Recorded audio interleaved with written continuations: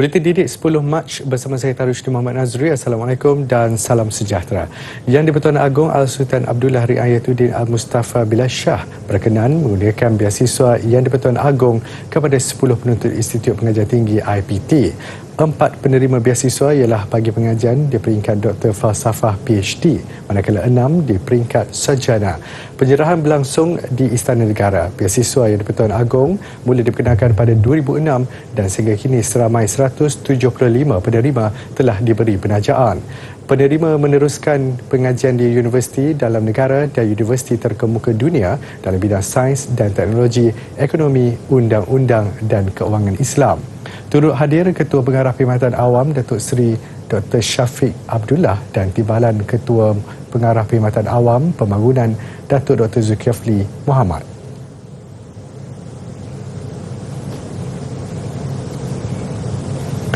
Perdana Menteri Datuk Seri Ismail Sabri Yaakob mengadakan pertemuan dengan tokoh-tokoh bahasa berkaitan pemerkasaan bahasa kebangsaan di bangunan Parlimen hari ini. Pertemuan lebih 1 jam itu bersetuju untuk memperhebatkan bahasa Melayu menjadi bahasa diplomasi. Hadir pada pertemuan itu Yang di-Pertua Dewan Negara Tan Sri Dr. Rais Yatim, Pengerusi Lembaga Pengelola Dewan Bahasa dan Pustaka Profesor Datuk Seri Dr. Awang Sarian dan Ketua Satu Gabungan Penulis-Penulis Nasional GAPENA Datuk Zainal Abidin Borhan. Tan Sri Dr. Rais memaklumkan antara perkara yang dibincangkan dalam pertemuan itu ialah usaha penggunaan bahasa Melayu dalam urusan rasmi di luar negara. Misalnya, jika orang kerajaan Vietnam datang ke Malaysia, jika Perdana Menterinya datang dan menggunakan bahasa Vietnam, maka Perdana Menteri Malaysia harus berbahasa Melayu. Jika Perdana Menteri ke negara Arab juga sama, akan ada penterjemah untuk rombongan dari Malaysia. Tetapi jika ke negara Eropah dan menggunakan bahasa Inggeris, maka ada pilihan untuk menggunakan bahasa Inggeris atau bahasa Melayu. Selain itu, Tan Sri Dr. Rais berkata cadangan lain yang dibincangkan ialah memberikan latihan kepada juruhebah radio dan pengacara televisyen supaya mereka petah berkomunikasi dalam bahasa Melayu. Tambahnya, perlu ada usaha terjemahan buku-buku penting untuk ilmu ke bahasa Melayu demi mengembangkan ilmu tersebut kepada masyarakat di negara ini. Mereka yang menduduki penilaian kemasukan sekolah khusus PKSK tahun 2022 pasti tertanya-tanya bilakah keputusan itu. Bermula 15 Mac ini, ibu bapa boleh menyemak keputusan kemasukan murid baharu tingkatan 1 dan tingkatan 4 ke sekolah khusus.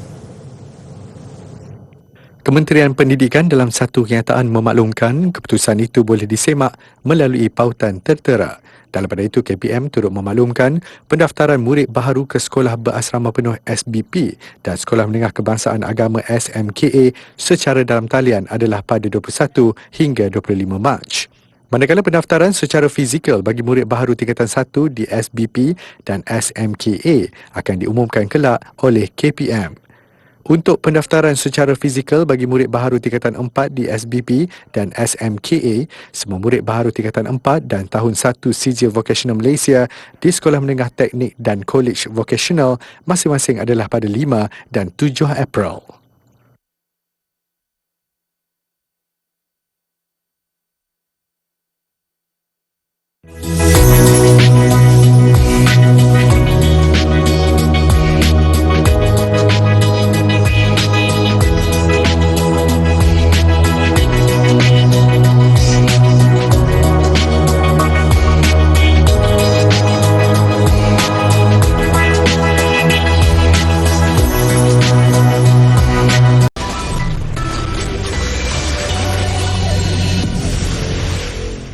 Bertemu kembali.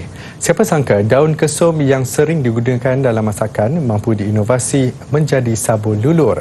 Bukan sahaja menghasilkan bauan aromatik yang mampu menenangkan fikiran, inovasi ini juga mampu memberikan kulit yang sihat dan bersih.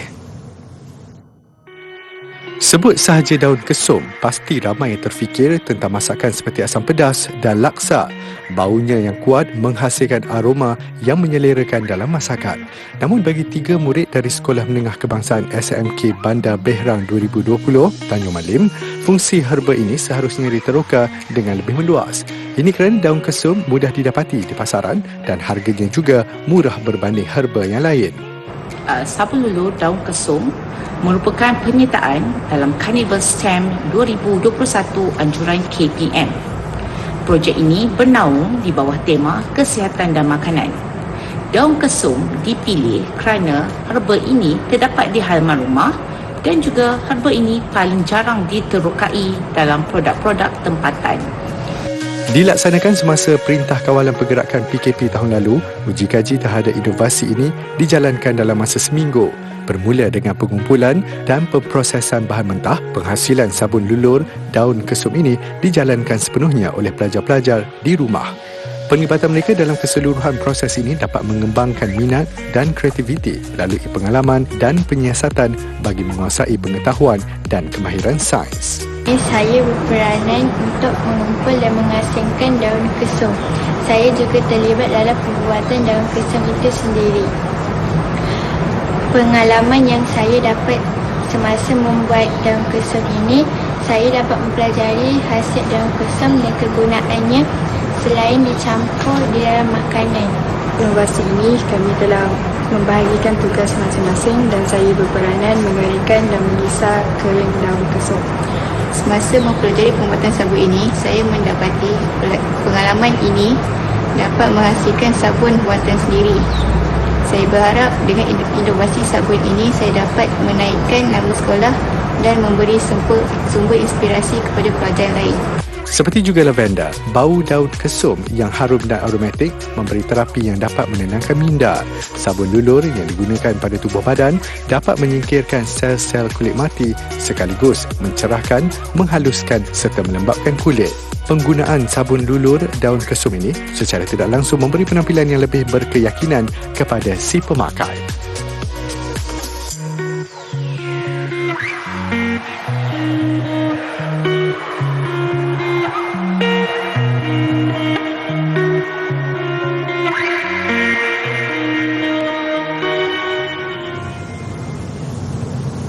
Kerajaan sedang meneliti keperluan mengkaji semula harga shilling untuk kit ujian pantas antigen COVID-19 ujian sendiri. Ketika ini, harga maksimum barangan itu ditetapkan RM19.90 di peringkat runcit dan RM16 di peringkat borong di bawah Akta Kawalan Harga dan Anti Pencatutan 2011. Berhubung dengan cadangan ahli yang berhormat, rasah supaya Kementerian menetapkan harga siling peranti oximeter dan penyukat suhu, saya menghargai dan menyambut baik cadangan tersebut. Di pihak Kementerian, penetapan harga ke atas peranti tersebut akan dilaksanakan jika terdapat keperluan. Jelasnya, kerajaan sentiasa mengambil kira keperluan dan kepentingan pengguna terutama daripada aspek kecukupan bekalan di pasaran serta mendapatkan harga peletuk muka dan kit ujian kendiri pada harga yang tidak membebankan. Daripada aspek keberadaan bekalan di pasaran pula, kerajaan telah mewartakan kit ujian pantas antigen COVID-19 sebagai barang kawalan di bawah Perintah Kawalan Bekalan yang dikuatkuasakan 1 Disember tahun lalu.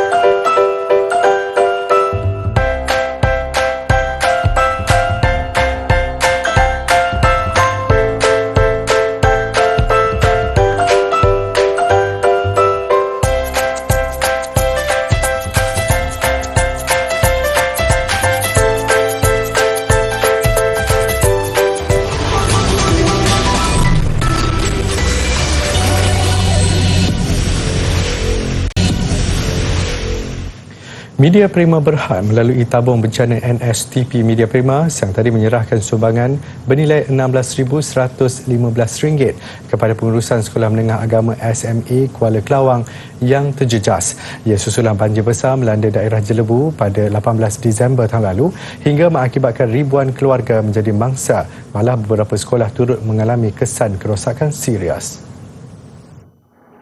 Ketua Pegawai Keuangan Kumpulan Media Prima Berhad, Rosli Sabarudin berkata, sumbangan itu bagi pembelian voucher kembali ke sekolah dan peralatan studio pusat sumber sekolah berkenaan. Katanya, penyerahan sumbangan itu diharap dapat meringankan beban keuangan sekolah dalam menyediakan keperluan pembelajaran kepada pelajarnya. Media Prima jelasnya akan terus meninjau keadaan terkini pasca banjir dan akan membantu mangsa banjir di negeri-negeri lain seperti Kelantan, Terengganu dan Pahang. Turut hadir penolong pegawai pendidikan daerah, sektor pembelajaran pejabat pendidikan daerah Jempol dan Jelebu, Mahsura Mahmud, Pengetua SMA Kuala Kelawang, Nur Azidah Abdul Aziz dan Yang di-Pertua Persatuan Ibu Bapa dan Guru PIBG Zamrus Nawi. Dalam kejadian 18 Disember lalu, sekolah berkenaan ditenggelami air sedalam 1.7 meter. Kejadian itu menyebabkan kerosakan harta benda, antaranya komputer riba, peralatan elektrik dan peralatan mengajar, membabitkan kerugian dianggarkan berjumlah RM140,000.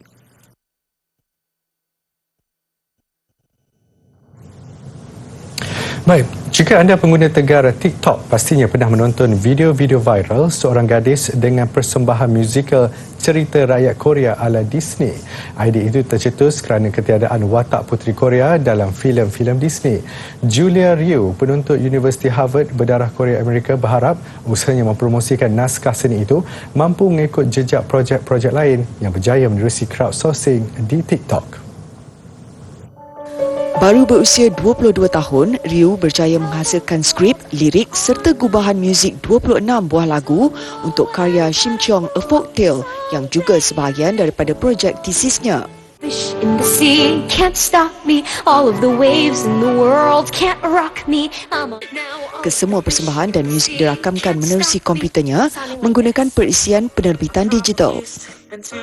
So I have been writing musicals since I was around 15 or 16, and over winter break I just finished a first draft of my senior thesis musical, and I decided to go online and download TikTok. I posted my first TikTok about this musical on a Friday night, and by Saturday night I had 10,000 followers, and it's just continued sort of snowballing from there. Tambahnya, situasi pandemik dan pemergian datuknya akibat COVID-19 menguatkan lagi semangatnya untuk mempelajari sejarah dan cerita rakyat Korea. Ketika ini, Ryu sedang membuat persiapan untuk pementasan Shimcheong di Harvard. Lebih manis, beberapa pengikutnya turut sama membantu menghasilkan visual dan animasi bagi menghidupkan lagi persembahan itu. Karya Ryu itu juga sudah menarik minat beberapa penerbit filem dan teater di Hollywood. Harapannya, Shimcheong dapat diadaptasi menjadi filem puteri Disney seterusnya, lalu menjadi representasi Asia kepada golongan muda.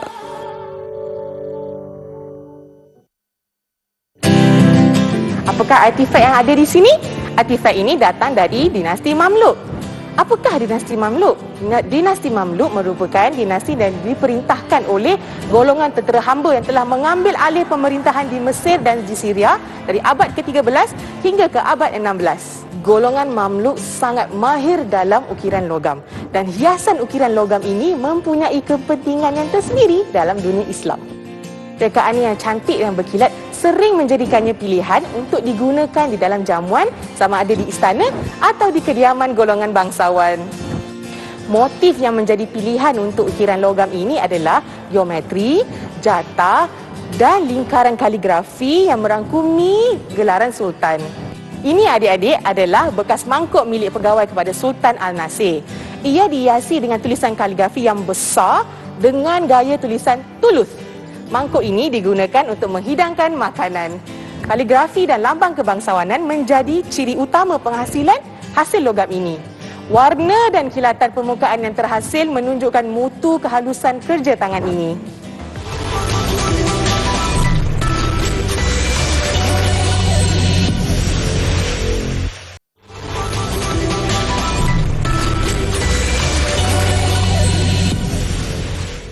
Baik, sukan dimulakan dengan bola sepak Liga Super. 3 perlawanan berlangsung semalam. Johor Darul Takzim langsung tidak memberi muka kepada pencabar baharu Liga, Sarawak United, apabila menang besar 6-0.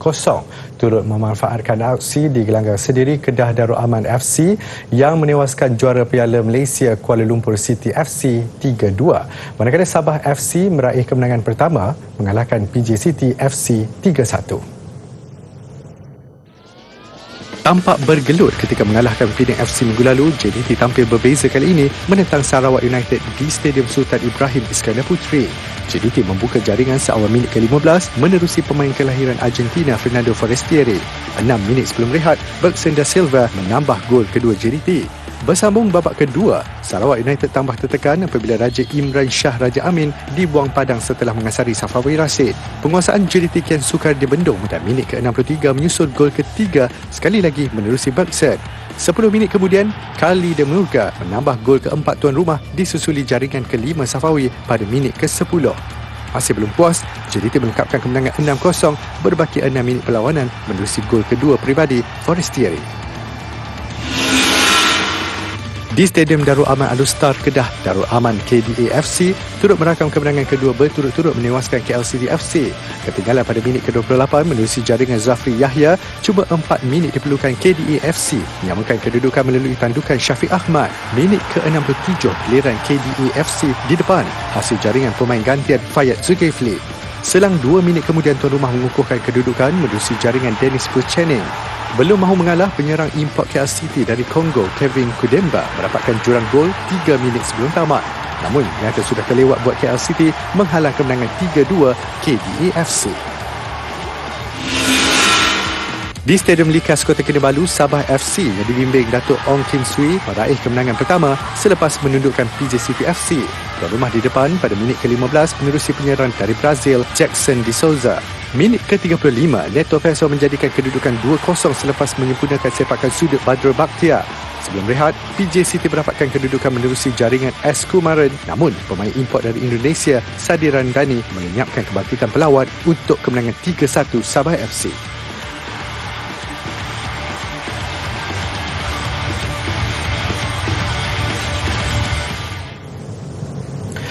Skuad Harimau Malaya bakal beraksi di Padang Stadium Nasional Bukit Jalil yang berkualiti tinggi. Ia susulan kenyataan pemilik Kelab Johor Darul Takzim JDT, Tunku Ismail Sultan Ibrahim yang berkenan menaja kos penanaman rumput baharu di gelanggang skuad kebangsaan itu. Menerusi kenyataan di laman Facebook Johor Southern Tigers, Tunku Ismail Sultan Ibrahim berkata penajaan penanaman rumput baharu sebagai hadiah kepada gelanggang Harimau Malaya. Rumput yang bakal ditanam ialah jenis Zion Zoysia, sama seperti di Stadium Sultan Ibrahim di Iskandar Puteri.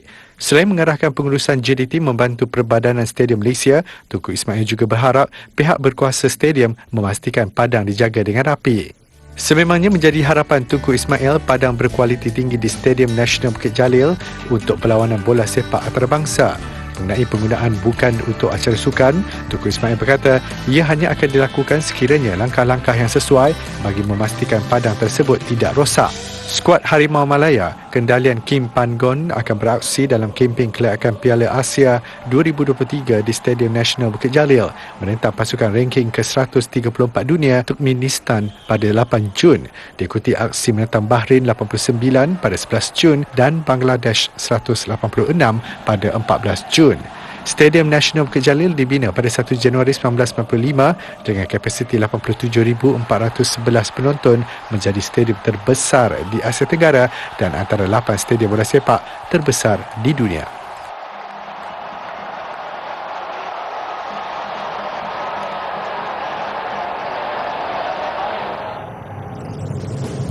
Liga Bola Tampar Malaysia MVL 2022.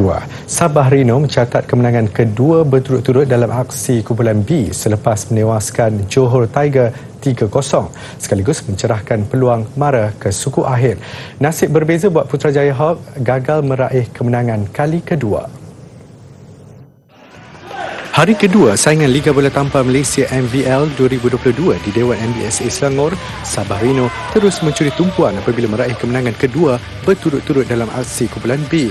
Bagaimanapun berdepan Johor Tiger, Sabah diberi tentangan hebat pada dua set awal sebelum menang 25-21 dan 28-26.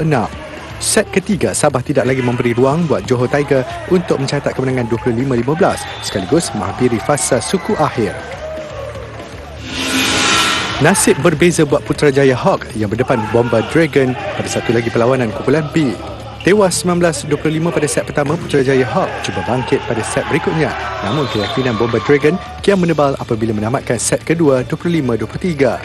set ketiga lebih mendebarkan. Putrajaya Hawks terpaksa akur aksi kemas Bomba Dragon dengan kekalahan 23-25. Cabaran sengit menanti Putrajaya Hawks selepas ini apabila menentang Sabah Rino, manakala Bomba Dragon menentang Johor Tiger.